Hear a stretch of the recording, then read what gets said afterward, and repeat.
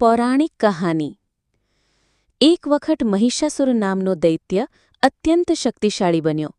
તેણે ભગવાન બ્રહ્માથી વરદાન મેળવ્યું હતું કે દેવતાઓ કે કોઈ પુરુષ એને મારી શકશે નહીં। આથી એ અહંકારી બની ગયો અને દેવતાઓને હરાવીને સ્વર્ગ પર કબજો કર્યો। દેવતાઓ ચિંતામાં પડીને ભગવાન શિવ, વિષ્ણુ અને બ્રહ્મા પાસે ગયા। બધા દેવતાઓએ પોતાની શક્તિનો તેજ એકત્ર કર્યો। તે તેજમાંથી દેવી અંબા એટલે કે દુર્ગા પ્રગટ થઈ। માં અંબાએ સિંહ પર સવાર થઈને મહિષાસુર સામે યુદ્ધ કર્યું। 9 દિવસ સુધી ભયંકર યુદ્ધ ચાલ્યું। અંતે 10મા દિવસે દેવી અંબાએ મહિષાસુરનો સંહાર કર્યો। એ દિવસને વિજયાદશમી દશેરા તરીકે ઉજવવામાં આવે છે। અંબા માતાનું સ્વરૂપ: સિંહ પર આરૂઢ, હાથમાં ત્રિશૂળ, તલવાર, શંખ, ચક્ર, ધનુષબાણ વગેરે।